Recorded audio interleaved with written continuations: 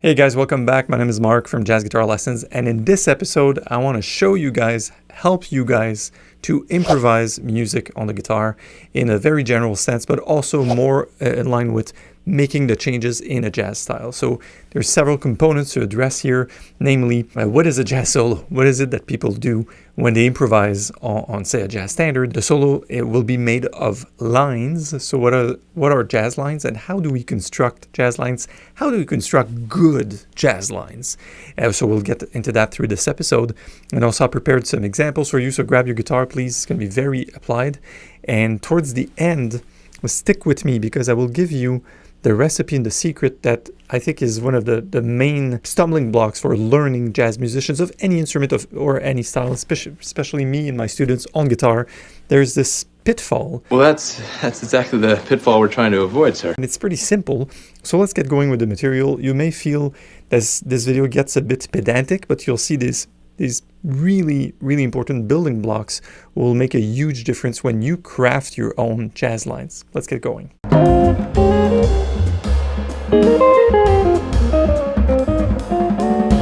So definitions first. What is a jazz solo? So jazz improvisers typically, or historically, or in the tradition of mainstream jazz, played solos that were built out of jazz lines.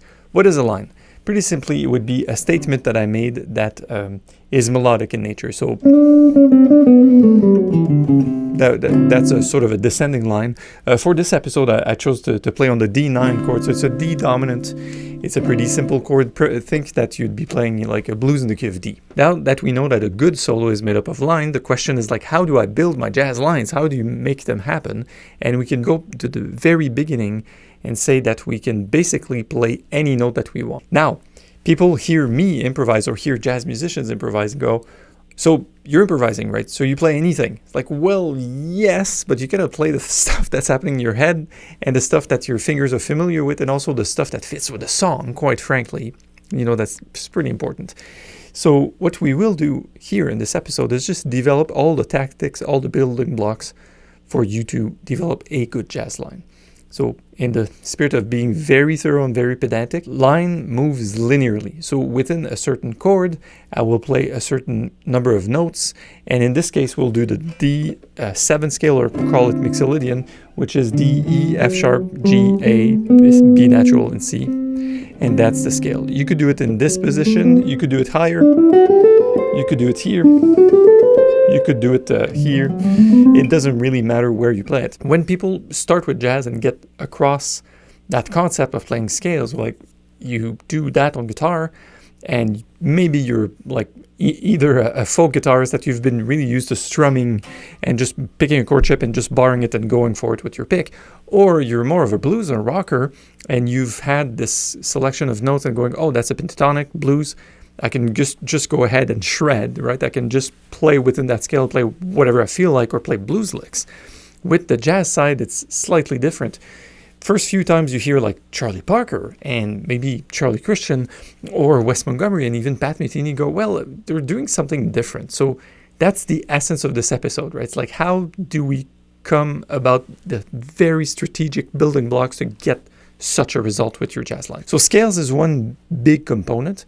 But also people will say, well, I also play arpeggio. So an arpeggio would be select notes from that scale. Namely, in this case, would be 1, 3, 5, and 7. So the tone 1, 2, 3, 4, 5, 6, 7. And I can build lines by using combinations of these scale notes and these arpeggio notes. Again, the arpeggio notes, if you want to do them here, or both,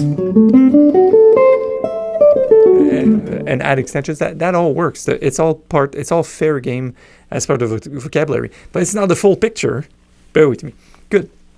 So now, knowing we have a jazz solo, it's built out of lines. Knowing we have lines, that the building blocks, like the molecules of these jazz lines will be scales or arpeggios, we have to ask ourselves, how does it sound like that when a Kenny Burrell does a solo?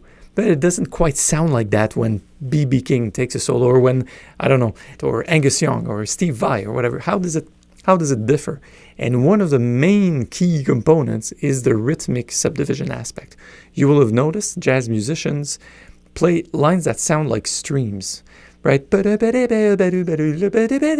Right? That's what's happening. And the big key component of practicing this that you could start practicing today with the scales, and the technique, like you don't need to learn new like pull off techniques or bends or whatever. You can just use whatever you have and play this in 8 notes. And I'll just demonstrate quickly with a metronome. So back to square one, music theory. What is an 8th note?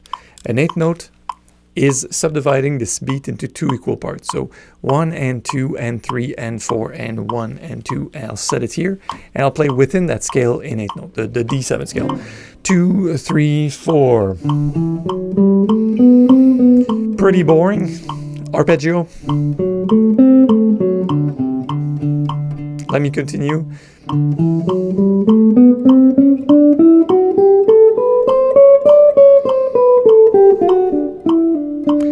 Maybe arpeggio.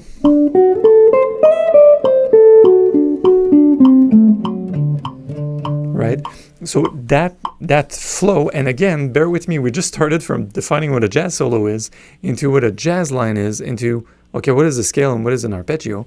And we're doing this on a single chord. So knowing that you must take your bar 4/4 and that you can mostly play 8 notes, this will change your phrasing right away.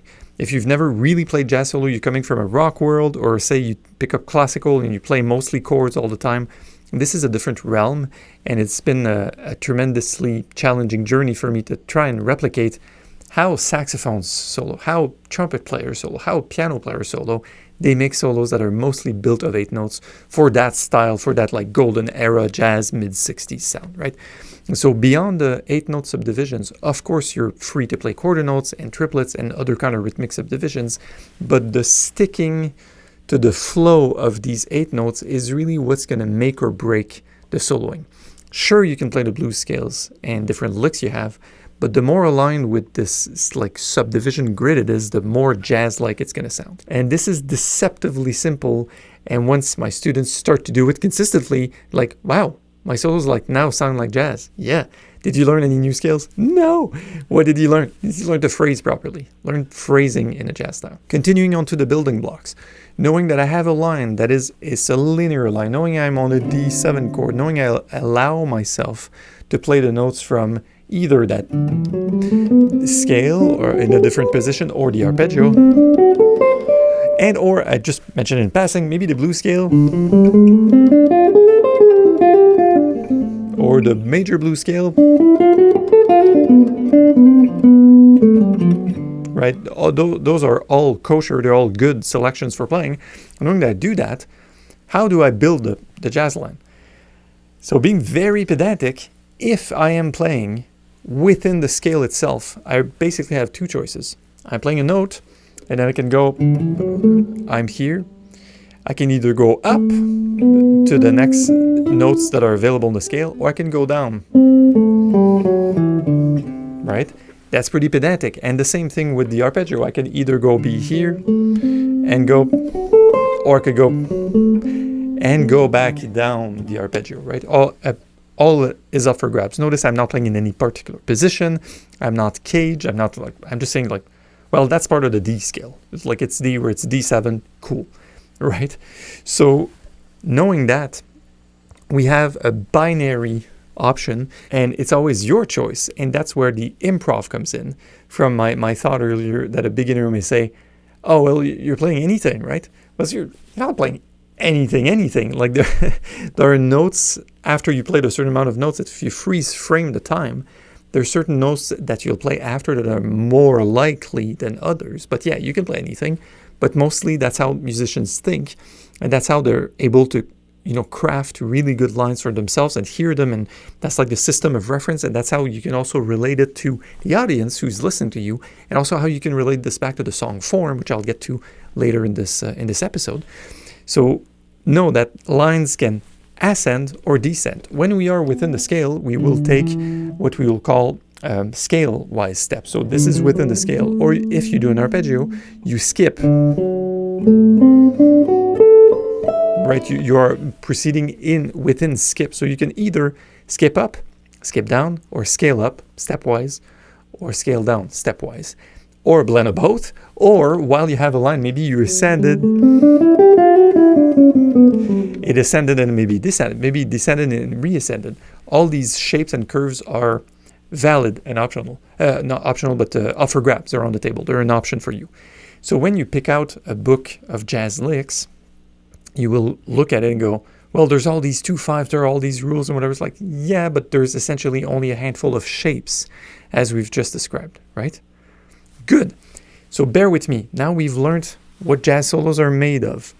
We've learned that it's a bunch of lines, and the lines are made of either scale-wise or skip components, and that we can do that within the framework of a certain chord or sound. Now the big distinction and the pitfall and the trap I mentioned earlier in the video, like everything we talked about so far, will be useless if you don't do that one crucial thing that you can watch in another video of mine that I created, which is doing the work of changing scale at the point of chord change. And here's the big pitfall and the big caveat.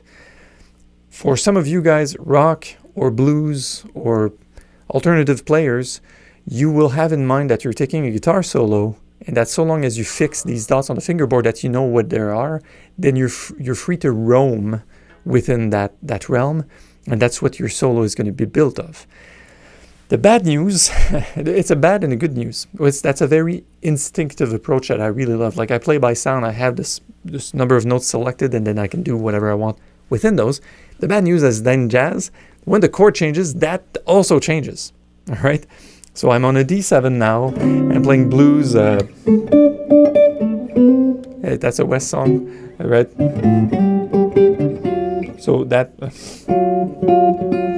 sorry guys, sorry Wes. So it's a so now it's a G chord, and the whole shebang starts over again. That I must craft another line that now obeys the rule, quote unquote, of that G7. But that's not all. That's a bad news. But the good news is that there's a way to do that systematically that I do with my students. And actually, everything we discussed prior in this episode will be useless if you don't do that well, which is play the changes. And now let me just be super clear about playing the changes. It's a term, it's an idiom that's been used and overused and abused in jazz education, which got like, play the changes, you're on a D, you should play the D stuff, and then you're on a G, you should definitely play the G stuff, and then you're going to do blues, so it's an A, right? Play the A stuff, play the G again, and then back to D. That's true, but it's only the partial truth. The real truth is that while you create good jazz lines that are scale-wise, step-wise, up or down, or contour, or arpeggio-based, and whatever, again, chromatics in between, blues scales, like everything is, what do you guys like, triad pairs, sort of crazy things? Yeah, for sure. But the best legendary improvisers all do one thing, or if they don't do it right now, they have paid tribute to it and done it as a school or as like almost like academia of jazz, is that at this point of chord change between the D and the G, there's something that happens. And the lines that they play reflect that change. So when people say play the changes, they think it's synonymous with play the chords. I sort of disagree with that. It's not play the chords, it's play the chord, the moment of transition between one chord to the next, which is the change, the bar line. That's what's most interesting. Because if you're a good old rocker, what you'll do is like D7 here, baklow, bang, play your idea, D7. Cool. And then the chord changes, full stop, change, play the G7 ideas. Listen to John Coltrane, listen to Miles Davis, listen to whoever, Barney Kessel, Wes, Joe Pass. What's going to happen is that they're not going to stop their idea, but the line that they're playing right now, or chord melody or accompaniment, is not going to halt itself at the bar line. Actually, the line is good, that it will integrate that seamlessly, implicitly, while the chord change is happening. That's the true challenge, and you're in luck because I created another video on this where you can target a single note. I'm showing you in this video what's the money notes, or the money note actually, because it's quite simple, so that you don't feel like you need to learn everything, because that's the pitfall. Once people realize this, like, oh, it's plug and play, right? I got to do a D7, and then I got to do a G7, so let me practice D7, all scales, all arpeggio, all positions, all fingerings. Deep breath. Okay, let me do G7 altered. All scales, all positions, all fingerings. Let me do it. That's just not going to give you the results, because I've lived it for myself, and I've seen students run against this brick wall. Is that after you do that, you get back to soloing and you don't sound any better. Like, I must be missing something then. Yeah, it's that chord, that infamous chord transition. So there are notes that are targets, and I'm going to not spoil it for you, but I will sort of spoil it for you.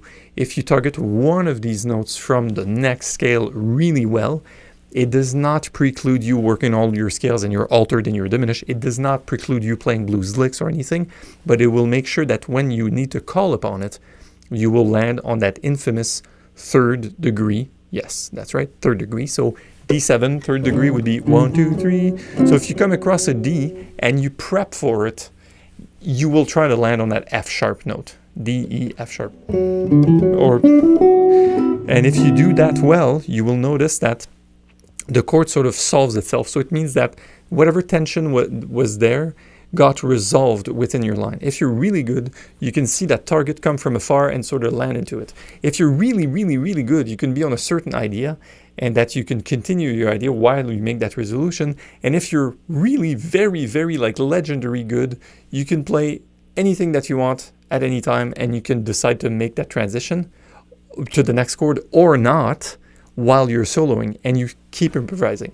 So you play lines with scale components or arpeggio components, mostly done in 8 notes. Triplet runs are fine, quarter note notes runs are fine.